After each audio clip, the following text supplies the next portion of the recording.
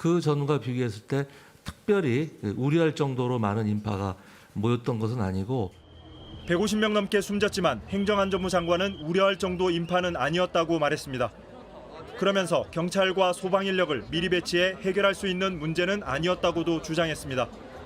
좁고 낡은 이태원 골목에 인파가 몰리면 통제하기 어렵다는 겁니다. 하지만 최소한 사고 위험을 낮출 대비책조차 마련하지 않았습니다. 사고가 난 골목은 이태원역 1번 출구 앞입니다. 출구에서 올라오는 인파와 골목길을 내려오는 행렬이 서로 엉켰습니다. 사람이 몰릴 시간대, 지하철 무정차 통과만 했더라도 병목 현상을 줄일 수 있었다는 지적도 나옵니다. 지난 8일 비슷하게 사람이 몰렸던 여의도 불꽃축제 때는 무정차 운행으로 흐름을 분산시켰습니다. 경찰 병력은 정확히는 제가 파악하고 있지 못합니다만 경비 병력의 상당수는 이 광화문 이쪽으로 배치가 돼 있었고요. 사고 12시간이 지나도록 주무장관은 현장 인원이 얼마였는지 몰랐고 현장 경찰 200여 명 대부분은 마약 사범을 단속하는 데 집중했습니다. 용산구청에서 나온 인력 대부분은 코로나 방역 계도 요원이었습니다. 방역 수칙 지도 점검이라든지 특별 방역했었고요. 인파가 많이 몰릴 거에 대한 대책은 또 따로 없었던 거네요. 현장에서는 지도를 하겠다고 했지만은 사실상 한계가 있죠. 서울 한복판에서 10만 넘는 인파가 모였지만 안전대책은 사실상 시민들 각자에게 맡겨져 있었습니다. JTBC 박창규입니다. 이상민 행안부 장관은 거취와 관련해 누군들 폼나게 사표 던지고 싶지 않겠냐고 했다가 주말 내내 논란이 됐습니다. 결국 국회에서 사과했습니다. 근황을 묻는 개인적인 안부 문자라고 생각을 하고 정제되지 않은 표현을 했던 것 같습니다. 결과적으로 국민 여러분께 매우 송구하게 생각을 합니다. 이 장관이 자신의 발언에 대해 사과한 건 두 번째입니다. 이태원 참사 이튿날에도 책임 회피성 발언을 했다가 사흘 만에 사과했습니다. 하지만 국민의힘 의원들은 이 장관 지키기에 나섰습니다. 윤핵관인 장제원 의원은 치안과 관련해 장관의 지휘 책임이 없다고 했습니다. 지휘 체계에서 치안 관련된 직위에서 지금 제외돼 있지 않습니까? 당장은 수습이 우선이란 취지의 말도 나왔습니다. 확실하게 하고 책임지고 나오면 저같이 이렇게 국회의원도 안 되지 않습니까? 네. 그렇게 꼭 좀 하십시오. 네, 잘 알겠습니다. 이 장관도 발언에 대해선 사과했지만 사퇴는 거부했습니다. 현재의 자리에서 제가 최선을 다하는 것이 제 책임을 가장 제대로 수행하고 있는 것이라고 판단을 하고 있습니다. JTBC 배양진입니다. 질의가 끝나고 국회의원들에게 고개를 숙여가며 인사한 이상민 행안부 장관.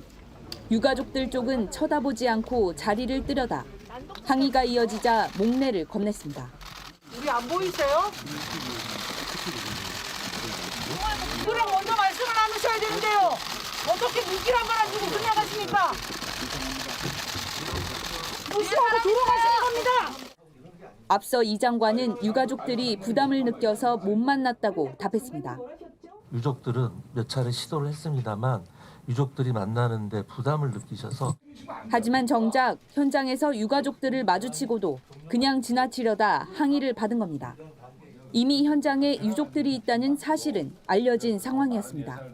지금 유족도 와 계시고 방송으로 모든 국민들이 보고 있는데 책임을 회피하는 듯한 답변 태도에 부적절하다는 지적도 나왔습니다.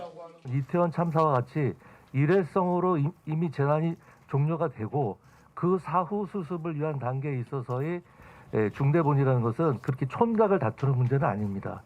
결국 중대본이라는 것은 뭐냐면은 정부 장관님 말씀 도중에 죄송한데 그게 총각을 다투는 문제가 아니라고요?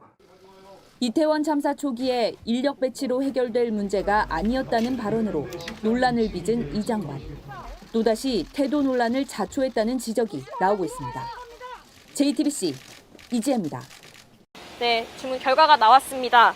네, 이 사건 심판 청구를 기각한다. 이상민 장관 탄핵에 대한 헌법재판소의 판단이 나왔습니다. 기각입니다.